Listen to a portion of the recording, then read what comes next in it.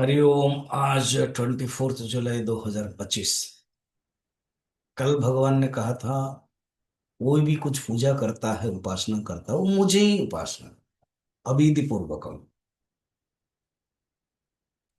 अब ये जो उपासना अज्ञान पूर्वक होती है, किस कारण से? उनका ज्ञान नहीं। तो ये बताते हैं 24 में।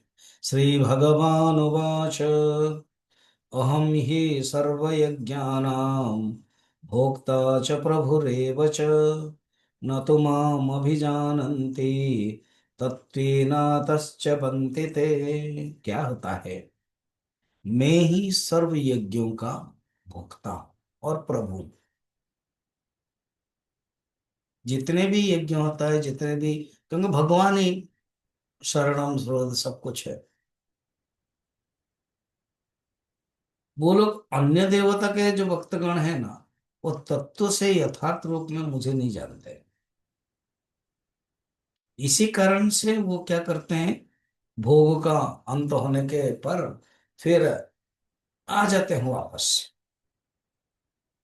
अगर उपासना क्या होता तो आगे और बढ़ते, ब्रह्मलोक को जाके फिर उपनिषद का ज्ञान, ब्रह्म का ज्ञान प्राप्त करके क्रम मुक्ति भी प्राप्त कर लेते।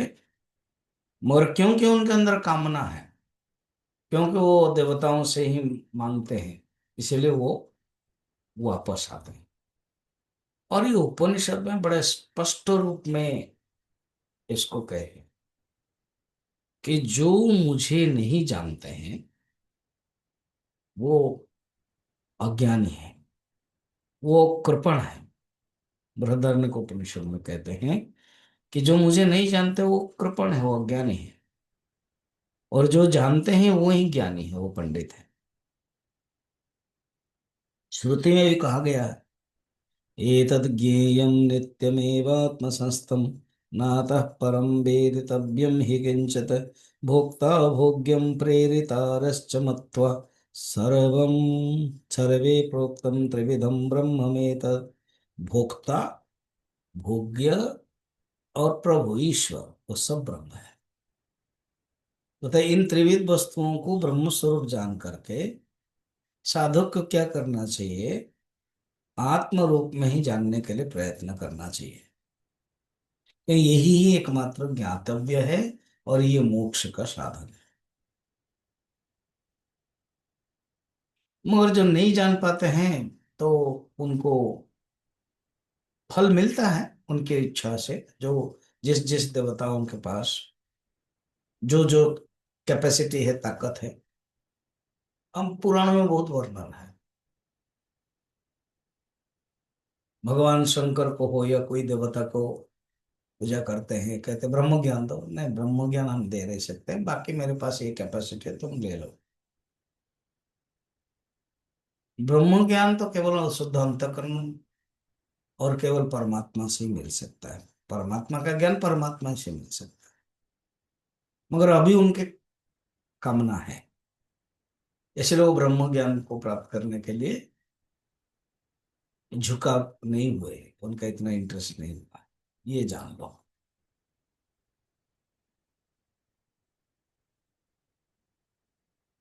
अभी मन आत्मबुद्धि नहीं हुए, शरीर को ही आत्मबुद्धि, परिच्छिन्न शरीर मन बुद्धि को ही मैं मान लिया है, उसी में ही रहता है। जो एकमात्र शुद्ध चैतन्य स्वरूप ब्रह्म है, उसको अभी नहीं जान पा रहे। मेरे स्वरूप यथार्थ रूप, मेरा यथार्थ रूप क्या है? सच्चिदानंद लक्षण स्वरूप, वो मेरा जो स्वरूप, वो जाए जानेंगे तो फिर ये भोग के बारे में, ये यज्ञ, ये स्वर्ग और उनका जीवन नहीं होगा। वैराग्य होगा, यहाँ मात्र फल भोग विराग, वैराग्य प्राप्त हो जाएगा।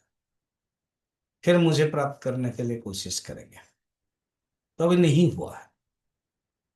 और जो भक्त हो गया तो वो अनन्यश्चिन्तयन्तो माम ये जना पर्युपासते तेषां नित्यभियुक्तानां योगक्षेमं वहाम्यहम्। वो मुझे अनन्य रूप में पूजा करते, चिंतन करते, उपासना करते हैं, उनके लिए मैं सब कुछ दे देता हूँ। उनको कुछ अपना परिश्रम करना है। तो ये बात बताई।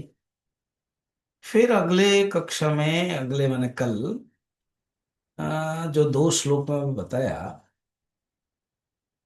अब एक प्रश्न है, जो अन्य देवता के जो भक्त है उनके फल कैसे मिलता है और वो कैसे भ्रष्ट हो जाते हैं, बताया था।